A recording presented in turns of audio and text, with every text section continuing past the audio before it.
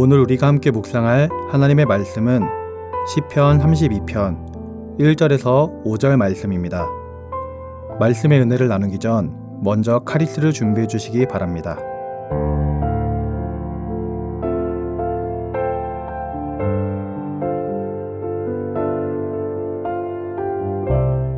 허물의 사함을 받고 자신의 죄가 가려진 자는 복이 있도다. 마음에 간사함이 없고 여호와께 정죄를 당하지 아니하는 자는 복이 있도다. 내가 입을 열지 아니할 때에 종일 신음함으로 내 뼈가 쇠하였도다. 주의 손이 주야로 나를 누르시오니 내 진액이 빠져서 여름 가뭄에 마름같이 되었나이다. 셀라. 내가 이르기를 내 허물을 여호와께 자복하리라 하고 주께 내 죄를 아뢰고 내 죄악을 숨기지 아니하였더니 곧 주께서 내 죄악을 사하셨나이다. 셀라. 아멘.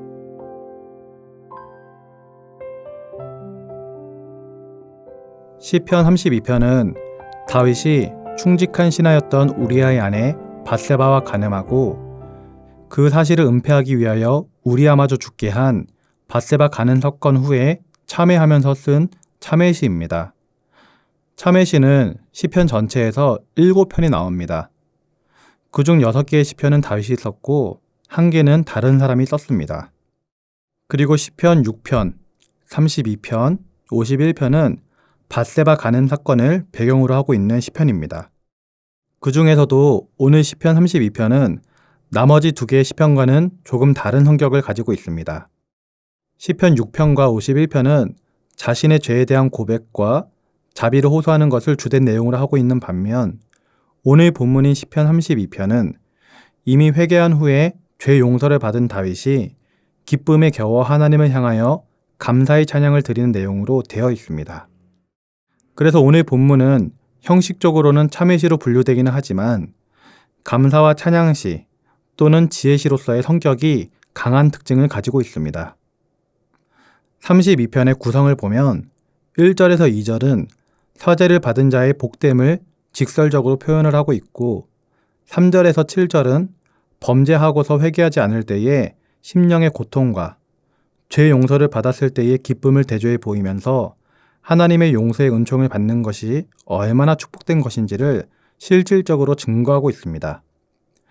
마지막으로 8절에서 11절을 통해 회중을 향하여 하나님의 말씀에 순종할 것을 촉구하고 있습니다.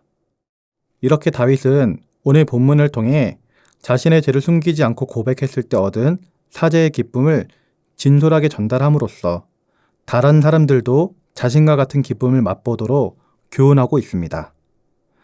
오늘 본문 1절을 보겠습니다. 허물의 사함을 받고 자신의 죄가 가려진 자는 복이 있도다. 1절 말씀을 보면 죄가 가려진 자는 복이 있다 라고 말합니다. 죄가 가리움을 받는다라는 것은 죄가 있으나 죄가 없는 것처럼 여김을 받는 것을 말합니다. 이것은 죄인이 자기의 죄를 잘 숨겨서 나타난 결과를 말하는 것이 아닙니다. 여기서 죄를 가리우는 것은 죄인이 아니라 오직 하나님입니다. 죄가 드러났지만 하나님이 스스로 그 죄를 보시지 않는 것이며 죄가 있지만 죄가 없는 것처럼 여겨주시는 것입니다. 일반적으로 보면 죄를 지은 사람들은 본능적으로 그 죄를 감추려는 경향이 있습니다. 그래서 죄인들 중에는 자기가 지은 죄의 흔적을 지움으로써 완전 범죄를 꿈꾸는 사람들이 있는 것입니다. 하나님 앞에 신실한 삶을 살았던 다윗도 그러한 모습을 보였습니다. 말씀드렸던 것처럼 오늘 시편 32편은 밧세바 사건의 배경으로 쓴 시입니다. 다윗은 아주 은밀하게 밧세바와 간음을 하였습니다. 그런데 문제는 밧세바가 임신을 한 것입니다. 이 사실이 드러나게 되면 다윗은 큰 타격을 입을 수밖에 없었습니다.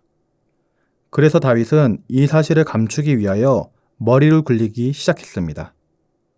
전쟁터에 있던 우리아를 불러들이고 아내와 하룻밤을 보내게 하려고 하였지만 충직한 우리아는 동료들이 전쟁터에 있는데 제가 어찌 집에 가서 아내와 쉴 수 있겠냐며 집에 가지 않았습니다. 다윗은 자기 뜻대로 되지 않자 결국 우리아를 전쟁터에서 죽게 만듭니다. 이로써 다윗은 자신의 죄가 다 가리워졌다라고 생각했을 것입니다. 그러나 다윗의 죄는 가려진 것이 아니었습니다. 왜냐하면 다윗 자신이 그 죄를 알고 있고 다윗의 지시를 받았던 신하들이 알고 있고 무엇보다 하늘의 하나님께서 모든 것을 알고 계시기 때문입니다. 사람은 다른 사람을 속일 수 있습니다. 죄를 짓고도 다른 사람들 앞에서 의인인 척은 할 수 있습니다. 그러나 자기 양심은 속일 수 없고 무엇보다 하나님은 속일 수 없는 것입니다. 우리가 우리의 죄를 가릴 수 있는 유일한 방법은 하나님 앞에 나아가 회개를 하는 것밖에 없습니다.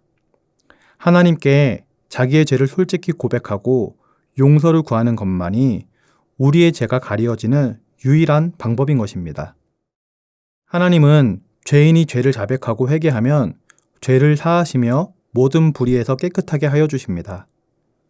분명 죄가 있는 자이지만 죄인으로 여기지 않습니다. 사랑하는 성도님들은 어떤 죄를 지으셨습니까?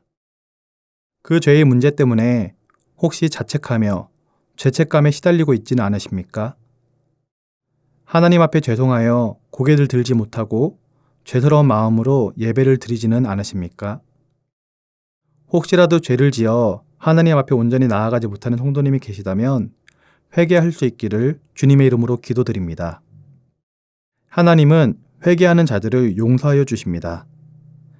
에스겔 18장 21절에 보면 그러나 악인이 만일 그가 행한 모든 죄에서 돌이켜 떠나 내 모든 율례를 지키고 정의와 공의를 행하면 반드시 살고 죽지 아니할 것이다 라고 말하였고 사도행전 2장 38절에서는 베드로가 이르되 너희가 회개하여 각각 예수 그리스도의 이름으로 세례를 받고 죄 사함을 받으라. 그리하면 성령의 선물을 받으리니 라고 말하였습니다. 오늘 다윗이 죄를 지었지만 하나님께 온전히 회개하고 용서받았을 때 기쁨이 회복되고 은혜가 회복되고 복이 임한다고 말하였던 것처럼 사랑하는 성도님들도 죄의 문제를 회개함으로 해결하고 다시금 성령의 충만함을 받아 참된 기쁨과 은혜 가운데 거할 수 있기를 주님의 이름으로 기도드립니다. 기도하겠습니다. 사랑의 하나님 아버지, 우리는 연약한 인간인지라 죄를 지을 때가 너무나도 많음을 고백합니다. 주님, 우리의 죄악된 모습을 불쌍히 여겨 주시옵소서. 이제 말씀 가운데 깨어 회개하기를 소원합니다. 주님 앞에 나아와 회개할 수 있는 회개 영을 허락하여 주시고 다윗이 회개한 후에 기쁨과 감사가 회복되었던 것처럼 우리 또한 회개함을 통하여 참된 기쁨과 은혜가 회복될 수 있도록 인도하여 주시옵소서. 감사를 드리며 예수님의 이름으로 기도드립니다. 아멘. 하늘에 계신 우리 아버지, 아버지의 이름을 거룩하게 하시며 아버지의 나라가 오게 하시며 아버지의 뜻이 하늘에서와 같이 땅에서도 이루어지게 하소서. 오늘 우리에게 일용할 양식을 주시고 우리가 우리에게 잘못한 사람을 용서하여 준 것 같이 우리 죄를 용서하여 주시고 우리를 시험에 빠지지 않게 하시고 악에서 구하소서. 나라와 권능과 영광이 영원히 아버지의 것입니다. 아멘.